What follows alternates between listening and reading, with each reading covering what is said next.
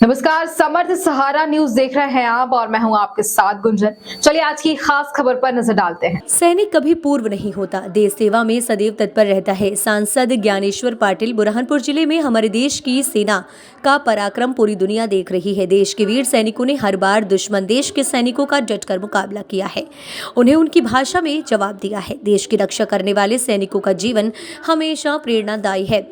सैनिक कभी पूर्व नहीं होता, देश सेवा में वह तत्पर रहता है।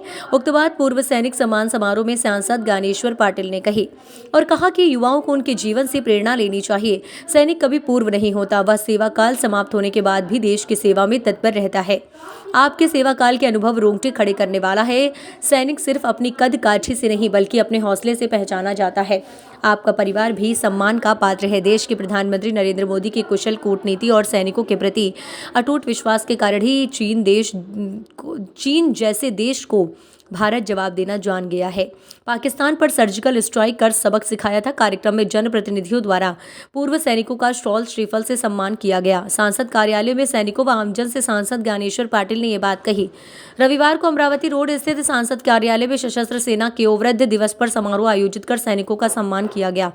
महापौर माधुरी अतुल पटेल ने कहा, देश के वीर सैनिकों की शहादत के कारण आज देश कई विरोधी ताकतों से सुरक्षित है। ऐसे में हम अपनी सेना पर गर्व होना चाहिए। उनके त्याग व समर्पण के लिए देशवासी सदैव ऋणी रहेंगे। पूर्व सैनिकों ने सेवा काल के अपने अनुभव साझा किए।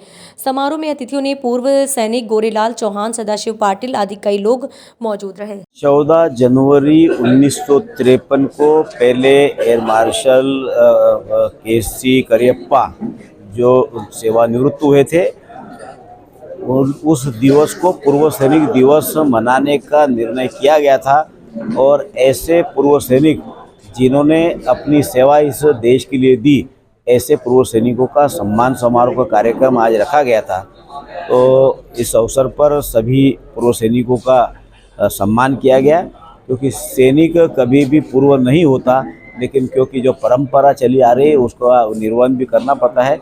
मेरा मानना है कि चाहे वो सेना में 10 साल सर्विस की हो, 20 साल की हो, या रिटायरमेंट हुआ हो या सेवानिवृत्त तो हुआ हो, लेकिन उसके बाद भी वो सैनिक ही कहलाता है। और ऐसा जज्बा जो है हमारे आने वाली पीढ़ी के मन में भी रहे। आने वाली पीढ़ी को इन ऐसे कार्यक्रमों के माध्यम से एक प्रेरणा मिलेगी और नए लोग ज़्यादा से ज़्यादा सेना के प्रति आकर्षित हो गए। उनको भी ऐसा लगा कि वो सैनिकों का जिस तरह से सम्मान होता है, वैसा आने वाले समय में हम लोग भी देश की सेवा में शामिल हो और हम लोगों का भी इस तरह से सम्मान होते रहे। फिलहाल इस खबर के साथ इतना ही। बने रहिए हमारे साथ समर्थ सहारा न्यूज पर। नमस्कार।